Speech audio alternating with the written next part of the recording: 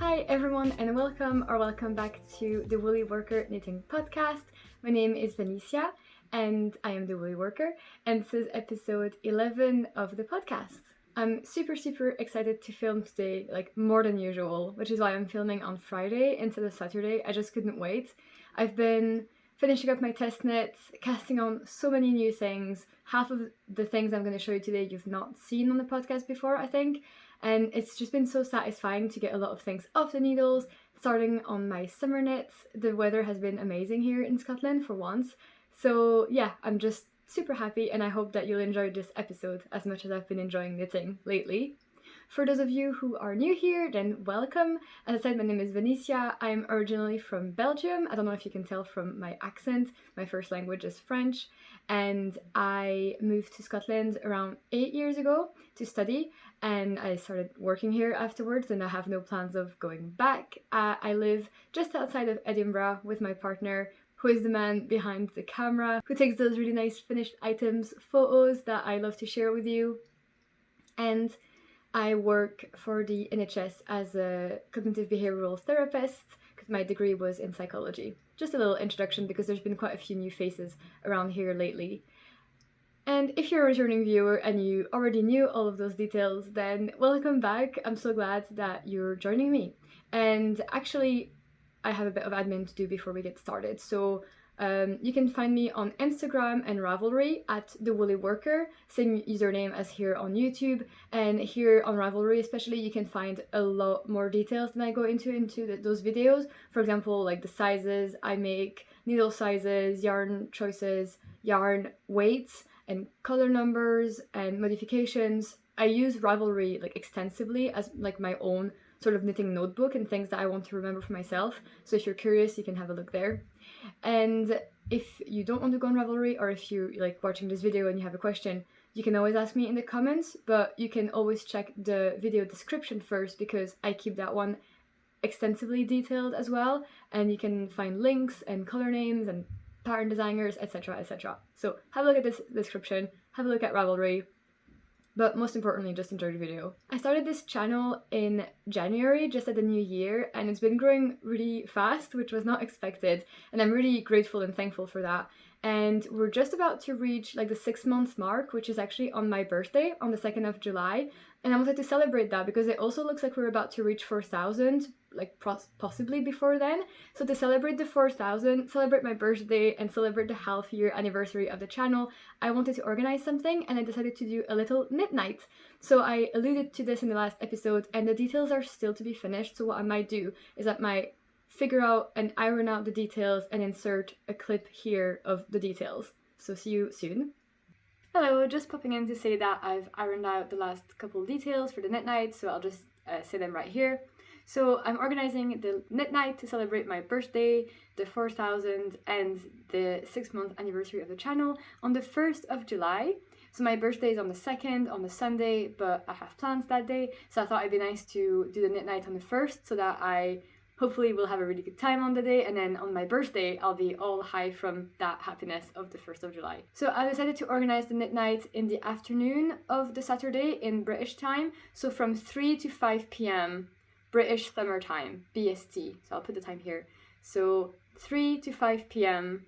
BST. So hopefully, depending on what time that is in your own time zone, then you can join along and it'll be really fun. I'm not going to put any cap on the numbers because I don't think we're going to have that many anyway, because I'm sure the time won't be good for everyone. But if you're interested in joining, then please send me a message. You can do so by either emailing me, my email is below, or sending me a message on Instagram or on Ravelry.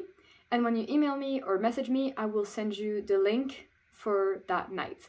And if you have any questions or you're unsure about joining and you want to discuss that first, then by all means do that. I'm just not putting the link out to avoid like spam or, you know, just anyone joining. But it's not like I'm going to be screening people and not accepting people. So if you message me, I will send you a link. Don't worry about that. And everyone is welcome. If you're a new viewer or a returning viewer, if you're a new knitter or expert knitter, like just join and it'll be super fun. There will be no pressure to talk if you don't feel comfortable to, so you can just relax, enjoy. You also don't have to put your camera on if you don't want to. That's completely understandable. Just make sure that you've got like a stable internet connection and that you have a like quiet place to do this in, just so that the call is enjoyable for everyone. And yeah, I hope to see many of you here, and if it works out, hopefully we could maybe organize some more knit nights in the future, especially if that time wasn't good for everyone. But yeah, so 3 to 5 p.m. British summertime, and message me for the link. Okay, thank you. Okay, so hope that made sense. And like I said, if you're interested, get in touch with me so that I can send you the info, but it will be hosted then on the date that I just said. Okay, I think that's all the intro. It was a bit of a long one, but in this episode we will be talking about what I am wearing first, which is also the reason I'm so excited to film today. And then we will talk about my finished items, of which there are quite a few. And then lastly, we will talk about my works in progress, of which there are also quite a few. A couple of acquisitions, but nothing too special, and I've already talked about some of these in my previous video, so I'll talk about that later. But yeah, let's talk about what I'm wearing. This is the Lyon sweater by Petite Knit. I casted this on, I think, 3 weeks ago. I think this is like, yeah, probably the last sweater that I'm gonna make for a while. At least maybe DK sweater. I might make a fingering weight sweater or two. But yeah, I love the colors. I used Sandnes Garn Sunday, held double, in the color Kit 1015 and like Dusty Lilac, which is a Petite Knit colorway, which I think is getting discontinued, but some yarn shops still have it in stock. And yeah, it's a stripy sweater with a contiguous sleeve method, which is, it's so seamless. Like you can see, as opposed to the raglan, which starts from your neck to the armpit, this one really starts like at the shoulder. It looks so professional. Like I was saying, it looks like a store-bought sweatshirt kind of, where you like have the set-in sleeves that are seamed, and I really love this jumper. I think it's my favorite one that I've made, and I know it's cliche to say that about your latest jumper, but it really is true. I've talked about this quite a lot in the previous episode because I had reached like the body and I was just doing the rest. So I've talked about how fun it was to do the whole yoke construction, my yarn choices, my size choices. The thing I will say is I was playing Yarn Chicken, and I'm happy to report that I won Yarn Chicken. I ended up using just shy of 3 balls of purple, even though the pattern had asked me to buy 4, and I didn't buy 4, I bought 3. So really happy with having used less than 3 balls of lilac. And then I used 5.5 balls of white. So overall I used 8.5 balls of yarn. So if you buy 9 balls of Sunday, you might be able to do this jumper. And I really think I'm planning to make a second one, and I think I just might do it in double Sunday, which is the DK version of Sunday. And I would also need to buy 9 balls, I checked, so that's kind of interesting. And I think I'll make the next one in a uni color, and I think I'm going to do it in poppy red. I think I would look great in red. I think it suits me, and it would be so fun to have this like statement jumper, because again, the construction is really elegant, simple and classic. So if the color is fun, that's fun. And if not, then I could do it in the lime color, but I don't know if that's just a fad that I'll not like in a year, whereas red, I've always liked red. So either lime or poppy. I'll put the balls I'm thinking of like here next to me, and let me know in the comments if you have any thoughts on whether either of these suit me and my skin tone more. I've curled my hair today, I feel really good. But I really like this lilac on me. I wasn't sure at first whether I would, but I do. And it made me want to look into more lavender lilac things. So I'll put a lot of photos, if I haven't already, like on screen as I'm talking.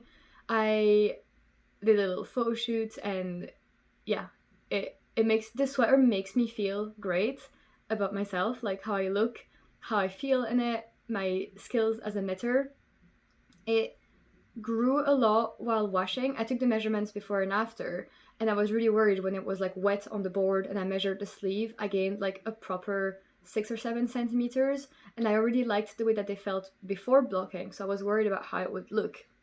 But it's great. Like it's the perfect amount of oversized. Like I can pull them up to my thumbs, but also they don't need to be there, and it's not like there's too much extra fabric. So it's comfy, but I can still do things, and they're not like, you know, oh, hello. No, it's great. It's perfect. And I did a size small, and I wanted the oversized look. And I think if I did it again in like that red, I could just do it in small to get less ease. But that's just to get a bit of variety. Not that there's anything wrong with the size that I chose. I'm super chuffed with everything about this sweater. I hope you can tell.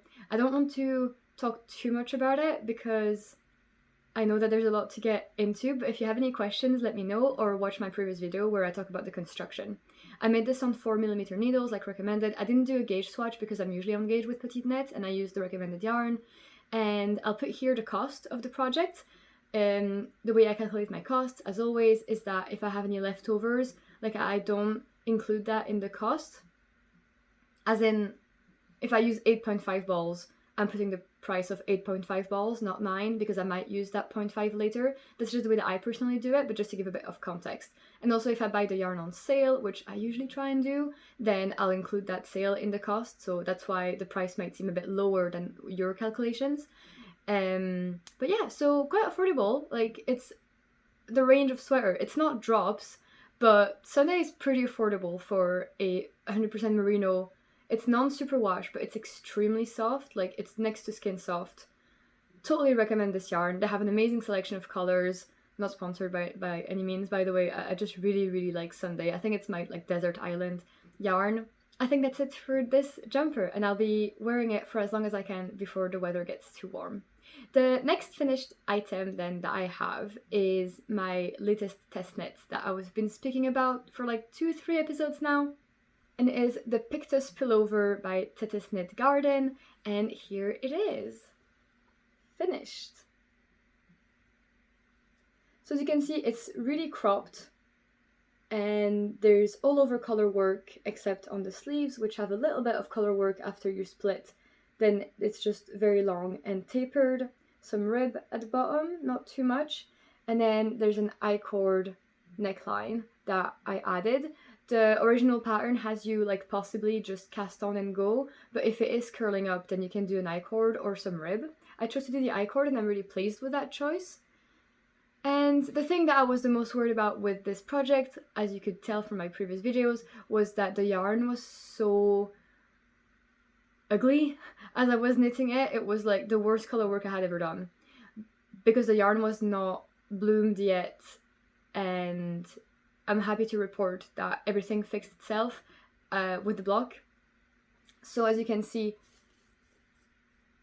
so I'll do some close-up later, and in the model shots you can see that it evened out pretty evenly. It's still a little bumpy at times, like it's definitely not the same definition as I can see on some other tester photos, but it all depends on the yarn that you pick. So I chose quite a toothy yarn. I went with a cone of merino from Woolly Knit in the color Cosecha Gold, and I held it single, and then I used Hawkshaw Sheep, which is a Scottish yarn, undyed natural wool that I bought at the Perth Festival of Yarn earlier this year, and I talked about all of that in previous podcasts, so I won't go into too much detail. But yeah, just really happy with how everything relaxed and blocked. I was so impatient to put it in water because this project took a lot of time. It was fingering weight, and I didn't do a pre-block or like halfway block. Like I just blocked it at the end, and it was just like, trust the process, everything is going to even out. The yarn is a bit rustic, so I'm not quite sure yet how I'm going to style this and what I'm going to wear it with, because the yarn is rustic, but also it's cropped. So I don't know if this a winter sweater, is this a spring sweater? Do I wear this over dresses? I think it would look nice, especially with the neckline. Or do I wear this over shirts? Like maybe a white silk shirt or something, or like a grey shirt, or like, I don't know what to wear it with basically. Or like a high-waisted skirt as well could look really nice. I'm happy I did it. I did it on the deadline and everything, and I gave all my feedback to the designer. It's a really great pattern. It's really detailed, thought out carefully, and I recommend it, but you need to know what you're getting into. It's a lot of color work and a lot of knitting, so I was really happy to be done with it, to be honest, but I'm proud of it. It's, again, another experience of doing color work and trying to improve, getting better at it. My floats are quite nice on the inside, which again, they weren't before, but I'll show you a shot of what they look like now. And yeah, not much to say about that because I've already rambled on so much about them before. But I'm looking forward to do more of Tetis patterns in the future. I've got quite a few sort of favorited queued that I want to do. I think one is worsted and one is fingering. So I think the next one I do from Tetis will be the worsted one, because that was just so much fingering weight knitting and color work. I'm not ready for it yet. I'll give it some time.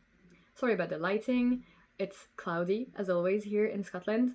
And so the final price for this jumper overall is here. This is a combination then of the woolly knit and then the special yarn like Hawkshaw sheep that I bought, which was more expensive obviously, and the merino was quite affordable. So here's how much that jumper costs. The next item I had actually finished last episode, but it was blocking, so I wasn't able to show it. But it is the musseburgh hat by Isolde Teague, and here it is. So that's it with the brim unfolded. And yeah, the yarn that I used is like what I like most about this project, and it is a John Arbon base, Devonia, but that was dyed by Dystopic Fibre, which is a Glasgow-based yarn dyer, and I also bought that yarn at the Perth Festival of Yarn earlier this year. So happy to be using my purchases and wearing them already. So the yarn is really nice. It's also quite rustic, so I'm okay with yarn on my forehead personally. Like my forehead would be less sensitive than my neck, so I can wear this on my head, but I wouldn't maybe wear this like with nothing next to skin personally. So just something to keep in mind about the Devonia base. But it is lovely. It also bloomed really nicely. I did this on quite a loose gauge, which in retrospect maybe I should have gone down a needle size. I think I did it on 3.25mm needles, so I could have gone smaller. But because you do this hat like twice basically and fold it in on itself, it doesn't matter that the gauge is open because like it's really thick. And the size that I got with those needles is really pleasing and nice fitting for me. What do I want to say about this? If you don't know about the musseburgh, which by the way, that's the pronunciation. It's my pet peeve. I'm so sorry if you're a podcaster and like you've said it wrong.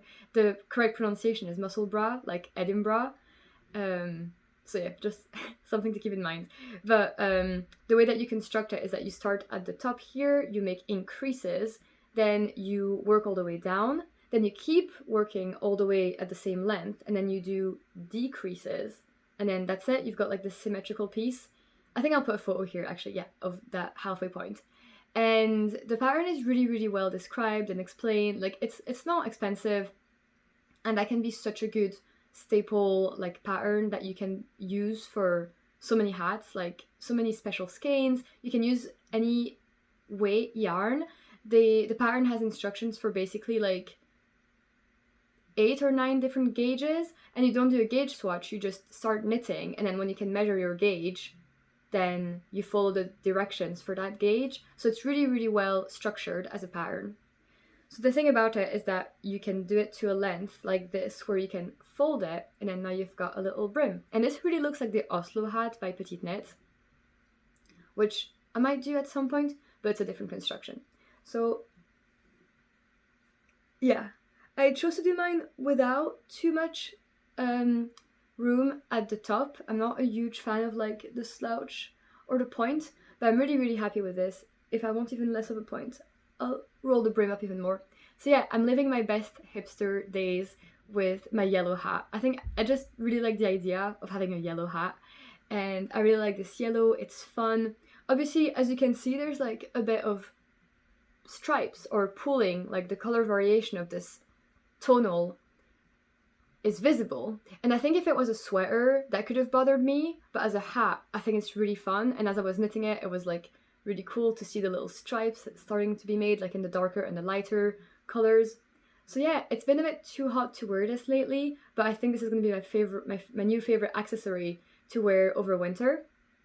And I definitely want to keep making some, maybe in different yarn bases, because this was Devonia, which is a mix of I think 3 different British breeds of sheep, but this could be also good in this merino. Maybe not superwash merino, like I think I want something more sturdy and rustic. I plan to make one for my boyfriend.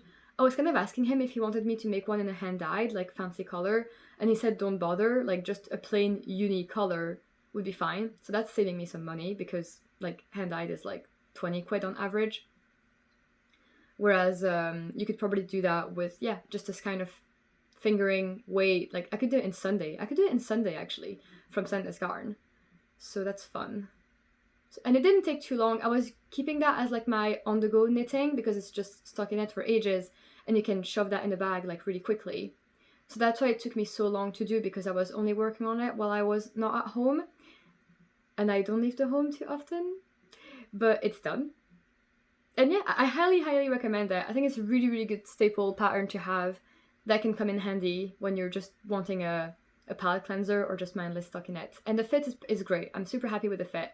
Maybe next time I would go down a needle size and then obviously get a different gauge and then follow the different pattern instructions, but keep the measurements like exactly as they are. This is the perfect length, crown length, like depth, brim. So I'll definitely keep that hat as my template for when I'm making hats to find like when to stop for decreases, because I love it. I've got a bit of yellow left over because the pattern also gives you instructions on how to maximize your yarn usage and to not have leftovers. But I didn't want to make it as long as humanly possible to use up all my yarn, and then it would be too long or the brim would be like too high. So I just did to the length that I wanted instead of using all the yarn I had. But you choose the logic that you want to choose. The final cost for the musseburgh hat will be here because, like I said, I didn't use the full skein of the hand-dyed yarn. So yeah, overall, an affordable special hat that I'm sure I'm going to keep forever. Next pattern I talked about before, it's the fish lip kiss heel pattern, which is just a pattern for a heel. And so the actual sock that I did was just a vanilla sock.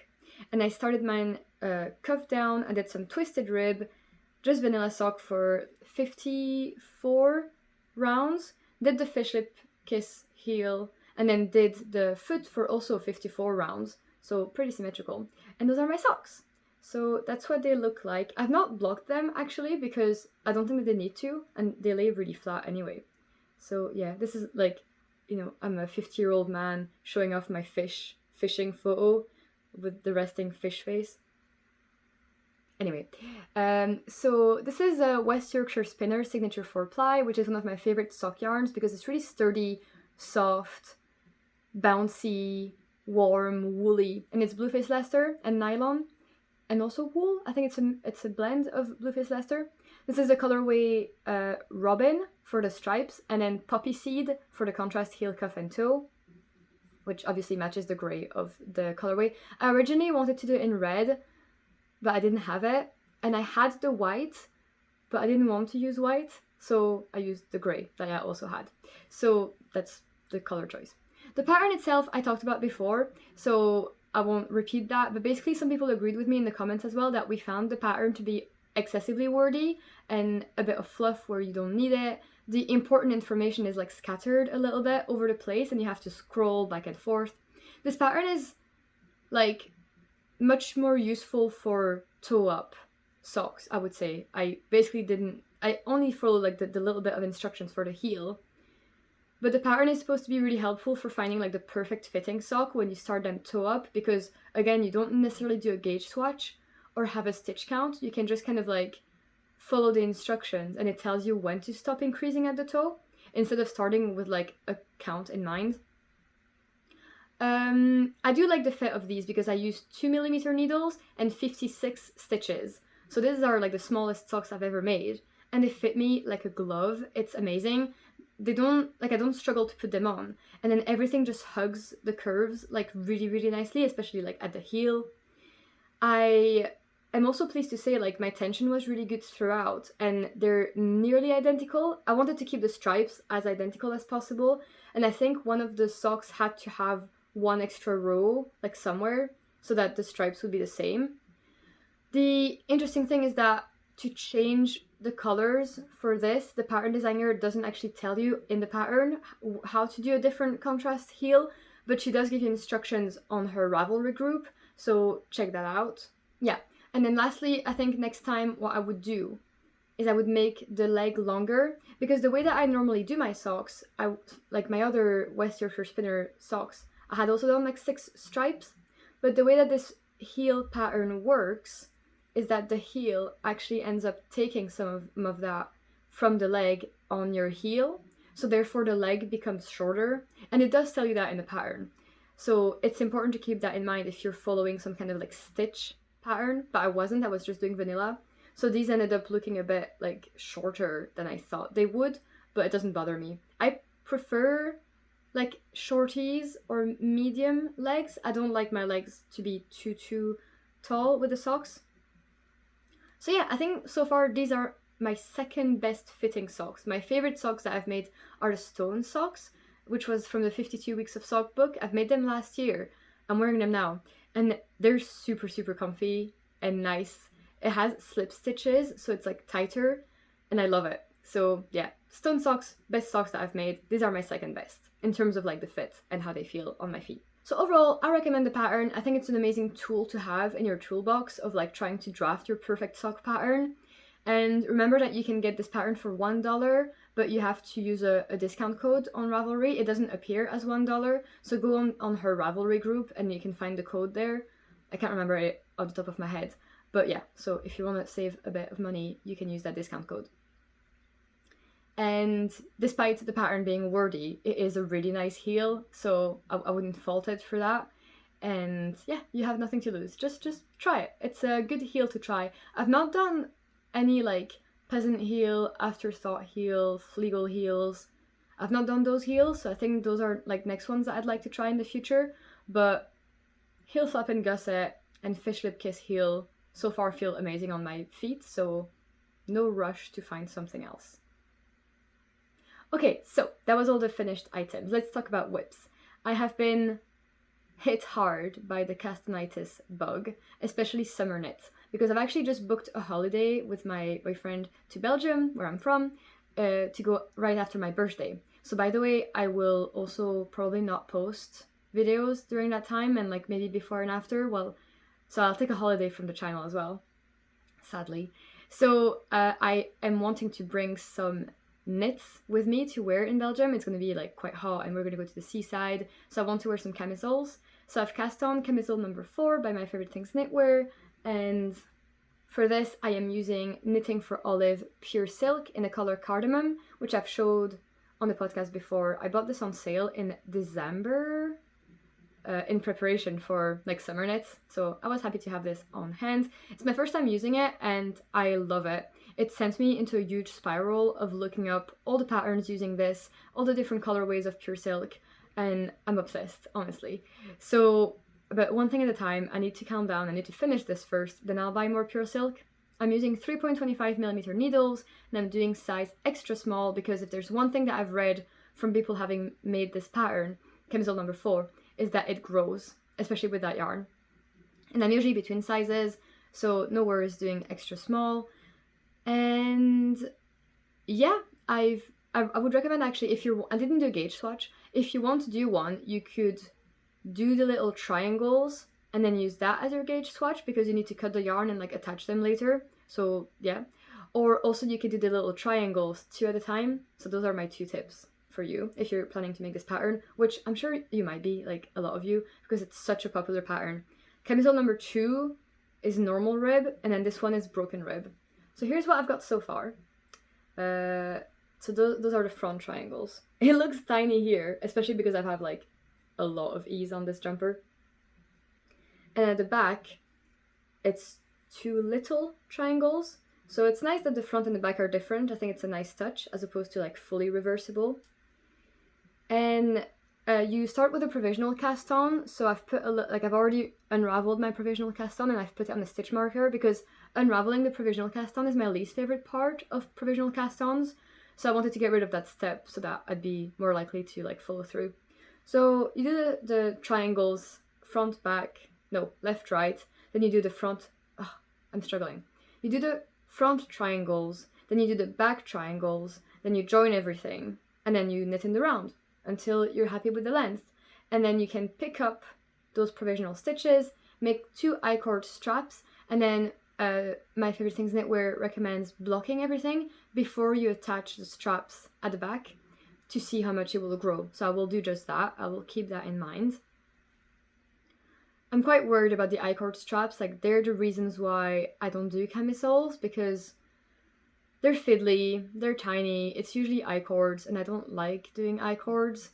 And the stretch, like gauging how long to make your straps, seems like a life and death situation, or like, you know, break it or make it, because so far the triangles are gonna sit like on my boobs, and then I'm gonna make the straps. But what if I make the straps too small and then this comes up too high, or if I make the straps too big and then this just like sags? So I know you can always like unravel and everything, but then you have more ends, and people have said that it's difficult to weave in ends of non-wool fibers, because with wool you can kind of hope that with time it will felt all together, whereas linen and cotton and slippery things like that, they might unravel. So here on the reverse side you can see that I've already kind of woven that end. I used duplicate stitch, and you have to be careful to do a good job at weaving your ends, because you don't want them to be visible like at the exact center of the knit. This is like not too bad. It's on like small needles and it's a fingering weight yarn, but it's really enjoyable. It's quite mindless because it's broken rib, which is like, you know, knit purl, and then knit. So as long as you don't accidentally like stagger things by accident, I'd recommend with things like that is to keep checking your knitting, because if you've made a mistake a few rows down, you could ladder down and fix it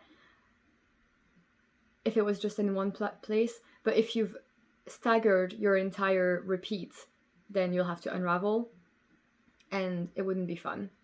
The yarn is easily like tangling in on itself. I think there's a marching band coming in outside, so sorry if you can hear it. See, the pure silk has a tendency to kind of like slip in and undo and twist and everything, so I'm just keeping that in mind and trying to keep my my yarn close to me. The most interesting thing about this pattern is like the beginning, like the construction of the triangles, and they're so easily made and quickly that you're like, oh, this is gonna take no time. But then once you join the triangles and you're just doing the body, that takes a long time.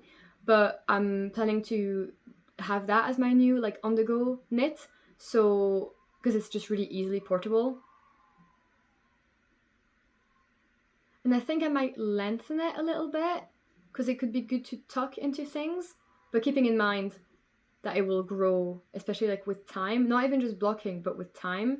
So I don't want to lengthen it too much. I think what I might aim for is like 10 inches. I think I'm going to aim for 10 inches at the underarm. And then for the straps, someone suggested that you measure the strap length that you want when you stretch it as much as possible, because that's what will happen when it blocks and grows, as opposed to measuring when your I-cord isn't stretched. Well, I'll feedback on that later. Okay, the next item is using some special yarn that I bought at my latest yarn festival, which was Tangled Gala Shields. I will put a link here to the video where I talk all about that festival and the purchases I made there. I didn't go too crazy, but I bought a lot of green yarn, and I couldn't resist casting something on immediately with that yarn that I had bought. So this is the Augusta lace scarf, which is a pattern from Quasi Garade, which I talked about her as a designer in my camisoles to knit. She also has this really cute accessory. So here's the progress I've got so far. It's a really nice like khaki green gold, like it looks really great. It's kind of hard to capture the color, like I guess this is pretty accurate, and this is my little skein. So this is 50% yak, 50% silk, which is really fun. It feels like when knitting with it, it has some stretch, which is made from like the yak fiber, but it definitely isn't as stretchy as merino would be. And then it has the silk, so therefore it is a bit stiff sometimes and like not as bouncy as I want it to be. Also, I'm doing this on 3mm needles, which is like an awkward size. So it's not like, and then I wish my tips were sharper, because there's a bit of lace and it's a bit annoying to make those like twisted stitches or knit two togethers. So I wish my needles were sharper, but I'm not going to buy new ones. So you can see here the pattern. It's folding in on itself, but I hope that this will block. And you've got like little eyelets. I don't know if you can see too much from this, but it will look like something at the end, I promise. You've got this like little point. So yeah, it's nice. I think it's like, again, I've reached the interesting point of like the increases, and now it's just knitting straight for like the length that you need. It's engaging because it's not just stockinette. Like there's definitely like some row repeats to keep in mind, and then some pattern repeats to keep in mind, but I don't need the pattern anymore because it's established and I know what it is, so I can do that wherever.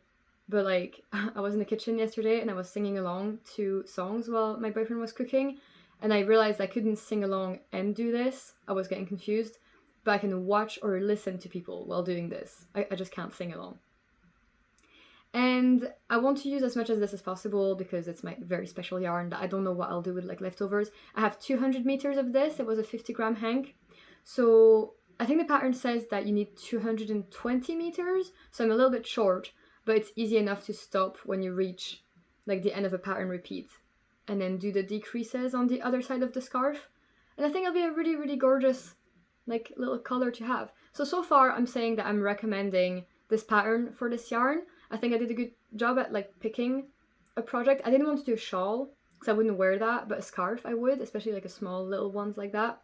So I'm gonna try and do this for as long as I can. It's really not going down like this little cake, so I think I still have a ways to go, but this is nice. I'm trying to do like 10 rounds a day on this at least, and then more if I can. And I just hope that it relaxes and drapes a little bit more once it blocks is my only, not criticism, but like fear. Especially because the pattern isn't showing super well so far, but I think this is gonna block out, like the eyelets are gonna open up. So yeah, happy with this little project. The next one is, I'll just flash it because it's not a big deal, but like it's the bunny cardigan, which I had started in my latest podcast, like just at the very end. I was just doing the increases and I've finished the increases basically, but I've not worked on that in forever because I've been so excited about all the future knits.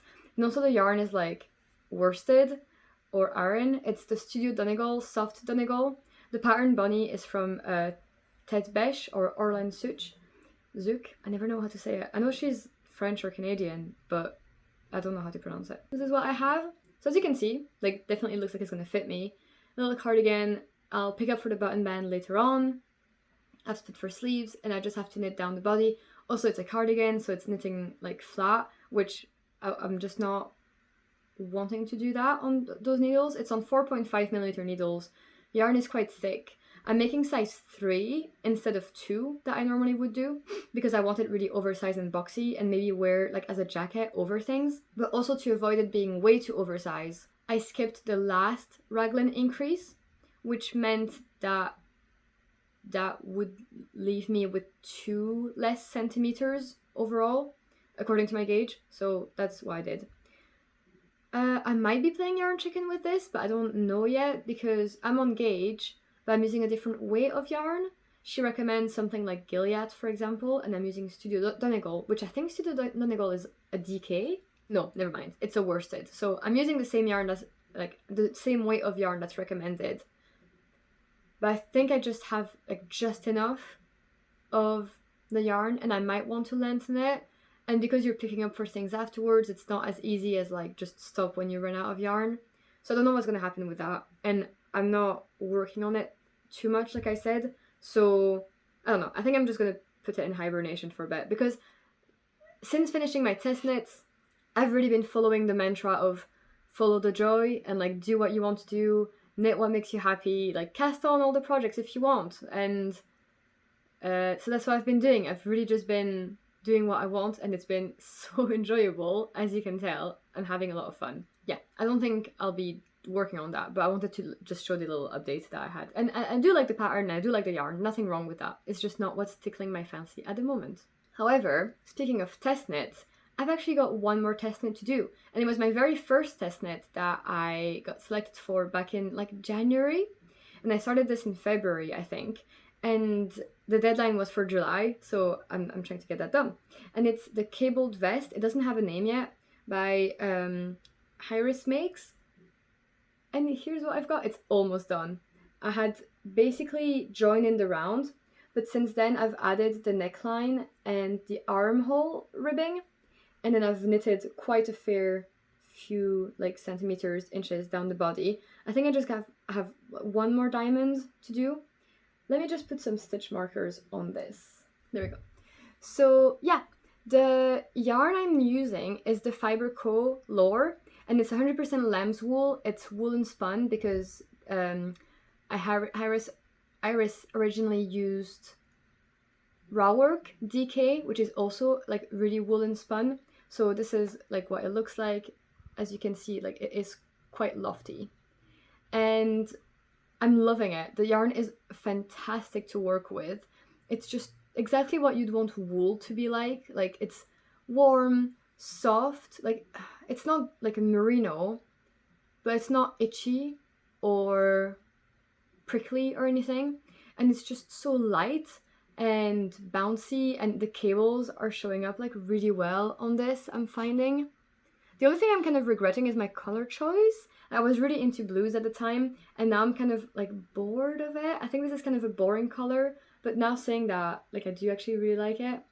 The pattern has then since then been changed to have less stitches picked up at the neck and the armhole. The pattern designer like sent a message after I posted this on Instagram to the group chat saying, "Oh, I've noticed like stuff, so I'm going to reduce the number of stitches." And I was like, "Oh, are you saying that because you just saw mine and what it looks like?" Which is fair enough, that's what testing is for. I just thought it was funny.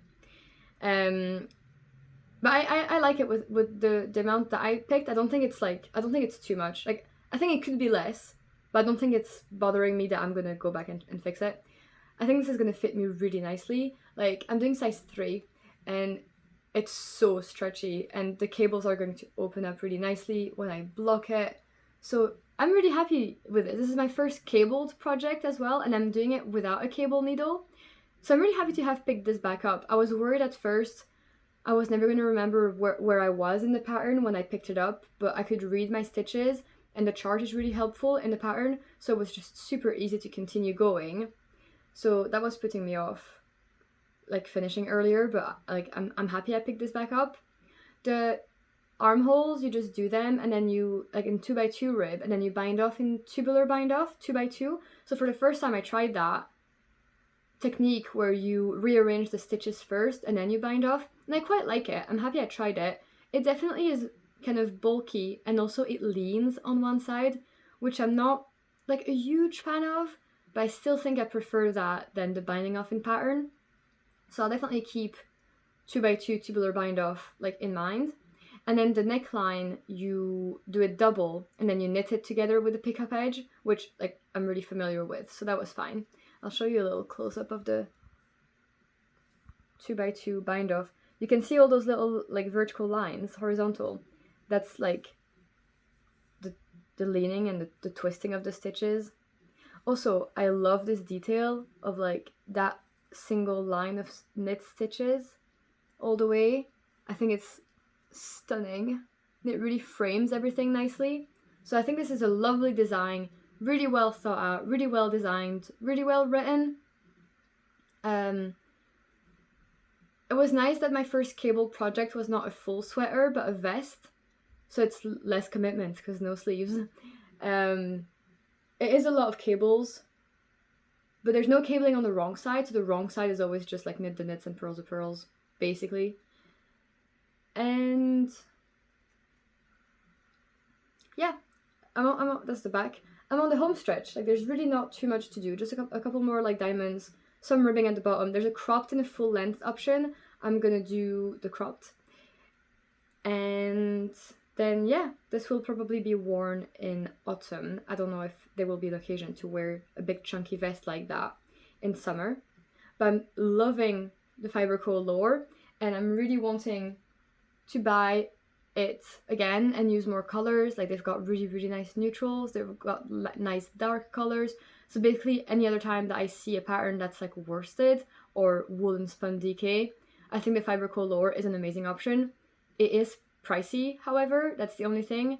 So I'll need to be sure to use a pattern that doesn't use too much like yardage, or make sure that I love my color choice, that it makes it worth it, because I'll wear that sweater all the time. So I really think like a neutral, a light gray or a cream. But again, those are boring. That's the thing, right? You either get a boring color that you won't hate in a few years, or you get a fun color that you like now that you might hate in a few years. Story of my life. I think this will be my last test knit for a while. I've not applied to any in ages, and it was a bit stressful last month when I had 2 going on at once. And I've just been really enjoying like the freedom now that I can just knit on whatever I want, because I know I'll make that deadline. So I'm just casting on all the things, knowing that it's my knitting time and I knit what I want to knit. So that's my thoughts on test knitting for now as an update. I've done like 4 or 5 test knits this year. That's crazy. Let's keep going. So the next thing then that I've cast on that I really wanted to, you've seen the yarn in the last episode, and it's the Moonset Tea by Ozetta, and the yarn is also the Fibre Co, and it's Meadow, which is a 40% merino, 25% llama, 20% silk, 15% linen. So that's the yarn. I got it in the color Prairie, and I love it. It's so gorgeous. It's so like natural. Like it's is it brown? Is it yellow? Is it gold? It's really nice and it feels amazing. So I've swatched for it, and like look at that drape. This has virtually no like stiffness whatsoever, and it's incredibly soft. Like I want to wear this square on my neck or face. It like as soon as I finished swatching, I was like wanting to buy all the Fibre Co Meadow, but again it's also pricey. It's like £25 per skein, and if I were to make a sweater out of it, it probably would take me 3 or 4 skeins. For a t-shirt, I only bought 2 balls of this, so I should be okay.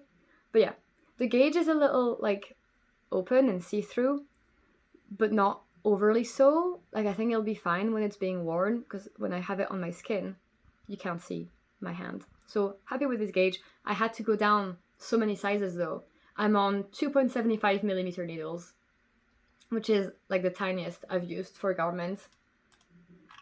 I think the original has you do it on 325, so I went down a lot, but I'm happy with the size I'm getting. I was having a bit of a dilemma because I wasn't on gauge, so I didn't know if I should like go XS or S, and in the end I'm doing the extra small, just because I know that again this has a tendency to stretch and loosen over time, and the extra small already gives me quite a lot of ease. I think I'll have at least 3 inches of positive ease, and I could just always block it aggressively, or also could just make another one in the future because it looks like an amazing pattern that I want tons of in all the different colors. And if I don't like the ease of this one, I'll make one with more ease later.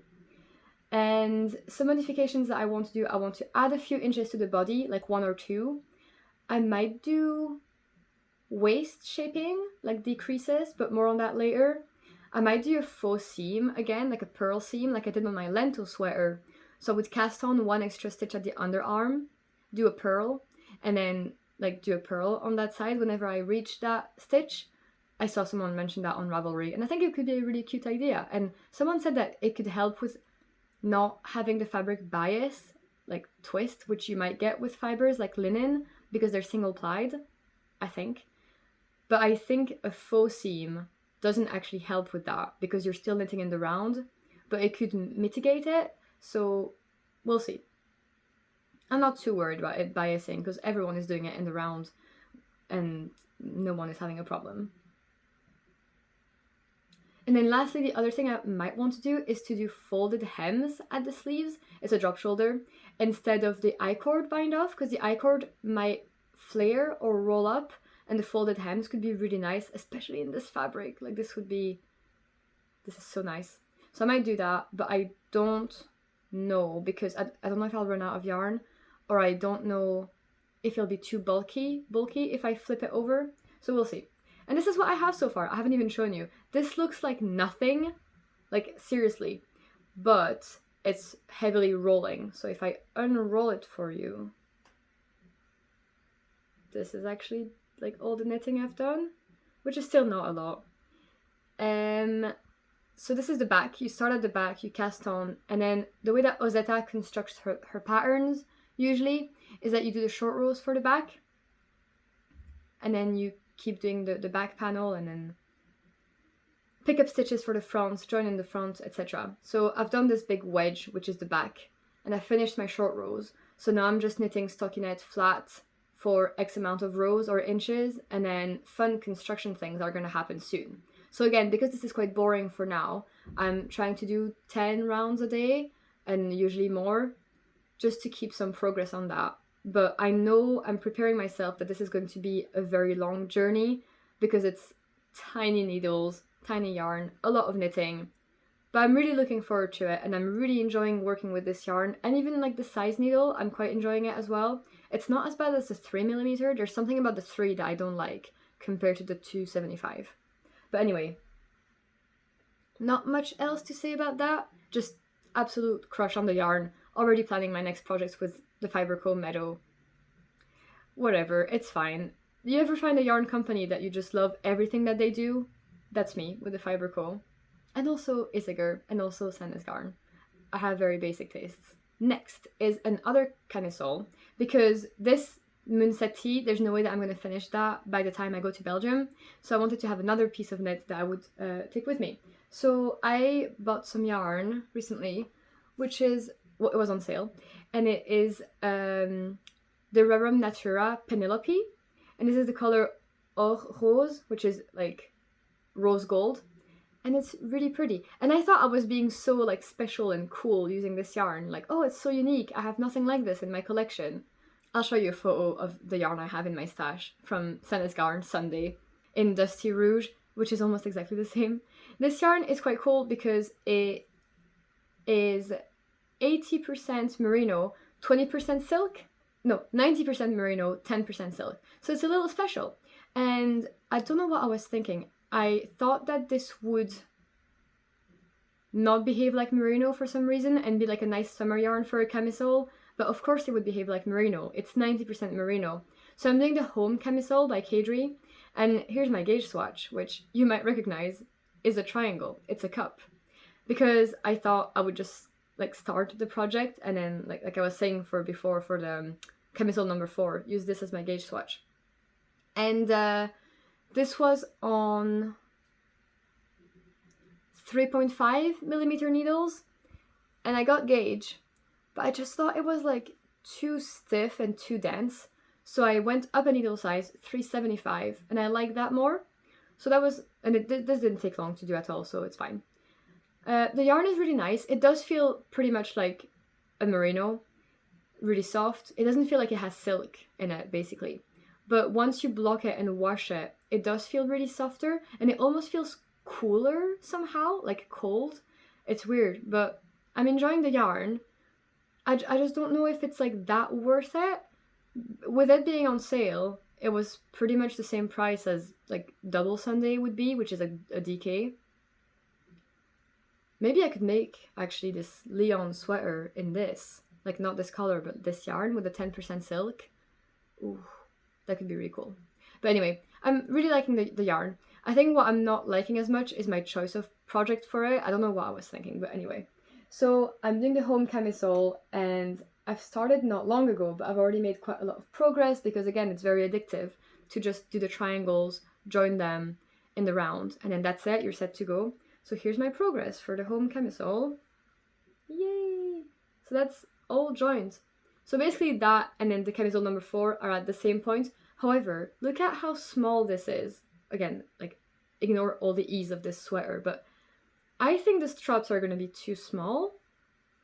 Like, I don't know, but I'll just finish it and I might try it on in a bit when I do a bit more under the underarm, because I've really just joined yesterday, like last night in the rounds, and I've got nothing.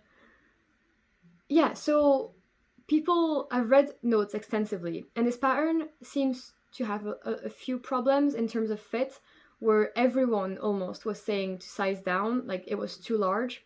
The underarms came too low, the straps were too long, etc., etc. So I took all of that advice to heart, and I thought, make the straps shorter, cast on less stitches at the underarm, and size down the size you would normally make. So I've sized down in a lot of different ways.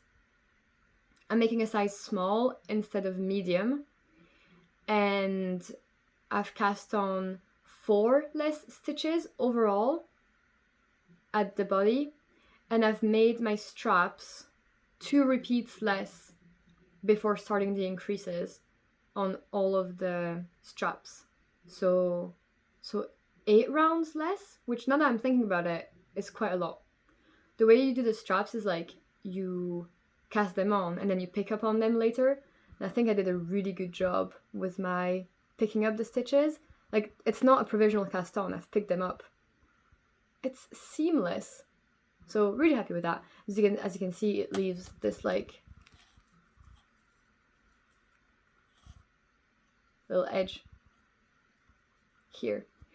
But yeah, so at this point I'm just seeing this as like an experiment because I'm not sure about the fit, not sure about the yarn. So the next thing that I'm doing is like trying something new, which is waist shaping. So I've seen this really great blog article that I've linked on my project page that explains how to do waist shaping and where to put it, and it gives you all the math. So I've done all the math, figured out where to do my waist shaping. So I've put some markers in the camisole, as you can see, like here. So kind of like on the side of the body. So yeah. So you can see the little stitch markers. That's where I'll do my waist shaping, and I'll just decrease 8 stitches overall.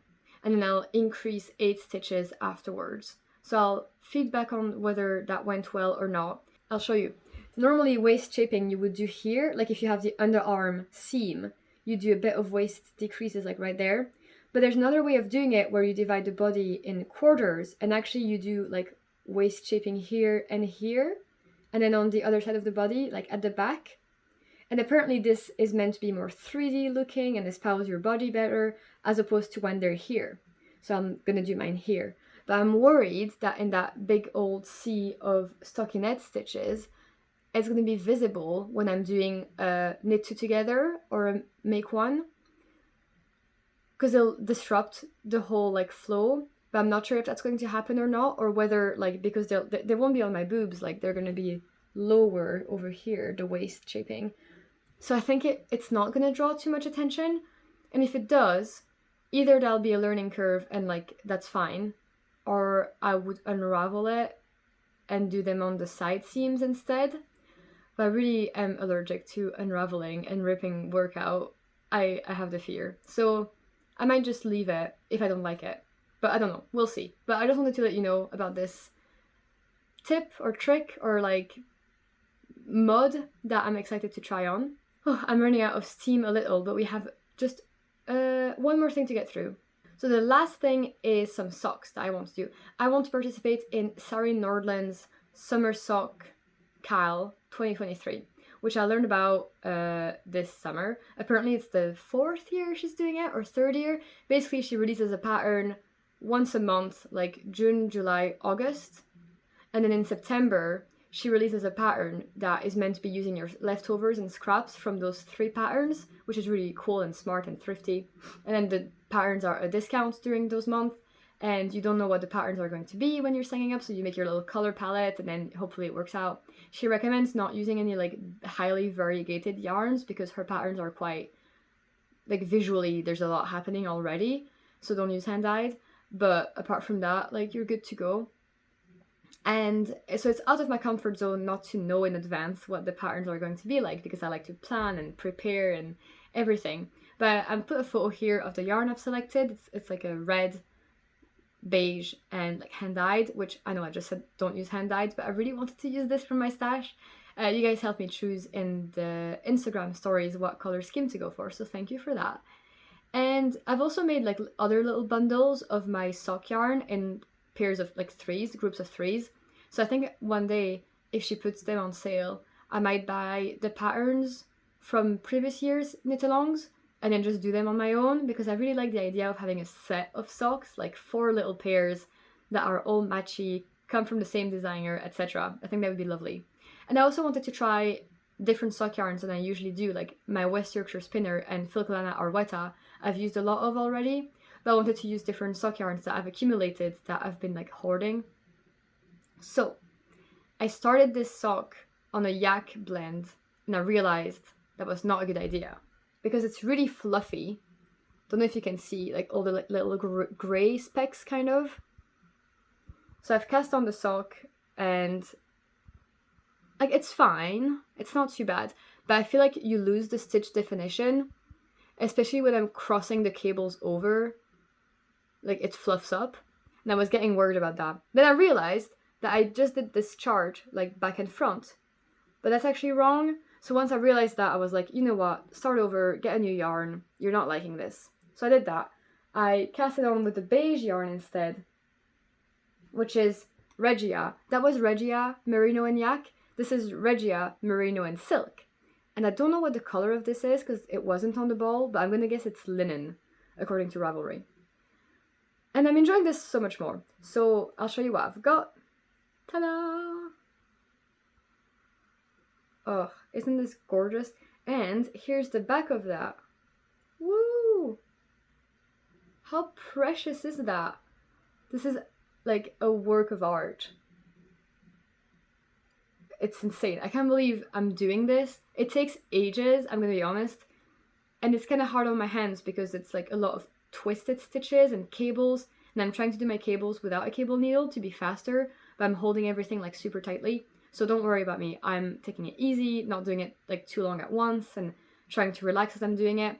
I'm doing it on 2.25 millimeter needles instead of 2, and like 2 is usually what I would do. She recommends 2.5, I think, or 2.25, and I'm doing size 1 instead of size 2, because that's what I thought would be the best combination to give me a good fit. And I've tried this on, and it fits me. It's not hard to put on the leg, so that's fine. Because there's so many twisted stitches and cables, this would normally have a tendency to really constrict, so be careful with that. If like, don't use a 2 millimeter needle. So it's really, really lovely, but I have to keep my eyes peeled to my like chart. There's chart 1, chart 2, and then one page that explains like some of the abbreviations or like cables. There's a few cables that I still don't quite know what they are, but I'm getting better at that. So basically having to keep my eyes on 2 charts at all times. It's so slow. Like, I think I have to basically do like half more of a repeat, then do the heel, then do the foot, and then do a second sock. I'm never going to be able to do that. I hate making pairs of things. It's really hard for me to cast on a second sock, and there's a lot of reasons not to for this one. So I'll force myself because I really want to keep going on this cal, and if I fail at the first sock, like, I want to finish this by the 1st of July. Otherwise, I'll never cast on the second pair, etc. Like, I don't want to fall behind. But I'm really liking this color. I think it works really great for it. Like, it's really neutral and regal and royal. Like, it just feels like sculptures of marble. Like, I really, really like this. So, and it makes me feel proud as a knitter that I'm doing this. Like, those are my most complicated socks by far. Like, I thought color work was complicated in socks. This is a whole other game. And Sari has a lot of patterns for socks and sweaters that kind of use those Japanese lace twisted stitches charts and everything. So if you like the look of that, for example, you can look up the Lucia pullover and then the Lucia socks, which have the same vibe. If you don't want to do socks, you can do the pullover. I was planning to do the Lucia pullover, but this is like making me wonder, do I want to keep doing those twisted stitches cables? Like, there's something else. But don't let that put you off. Like, I think it's a good, not a hurdle, a good milestone to reach, to do those twisted stitches cables. And I'm really enjoying it. Like, they take ages, but I'm kind of enjoying every moment of it, so what's the harm? Okay, that was all my works in progress and finished items. As you can see, I have been busy, and I've been loving it. It's been so, so, so great. So the yarn I've bought, then, my acquisitions, was that, like, Penelope from the Rorum, which, like, so pretty. I also bought it in a different color, which is Orja, which honestly kind of looks like that.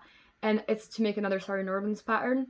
So I bought 4 bowls of the Orja color, and I'm really excited to make that because I think it matters less, that it won't be as, like, flowy.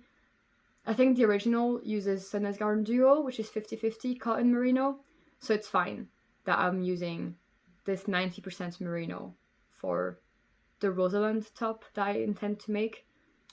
I'm so sorry, I already feel like my trains of thoughts leaving me and everything, but I'll put a photo. This is a Rosalind top that I want to do, and this is the color of the yarn that I'm going to use for. It's like not accessible to me right now. That's the yarn I bought, and I bought the yarn at the like festival in the Galashiels in the Scottish Borders last week, so I showed that in my last video. And Zakami is about to release a collection at the end of the month of hand-dyed like summer yarns, and I can't wait, so I'll probably will buy stuff there.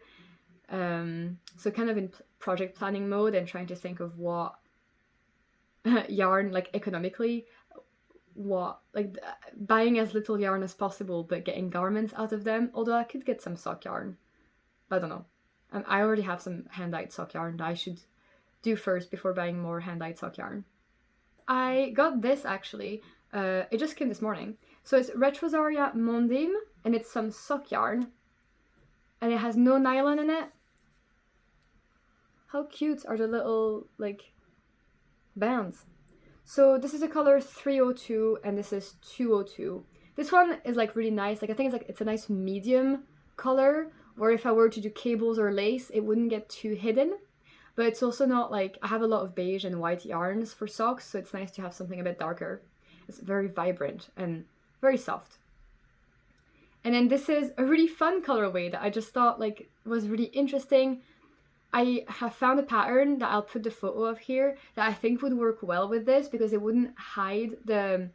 I don't think it would clash too much. But if not, these could just be stockinette socks, maybe like with a fishnet case heel. Maybe even this as a contrast. Like I think it works well together.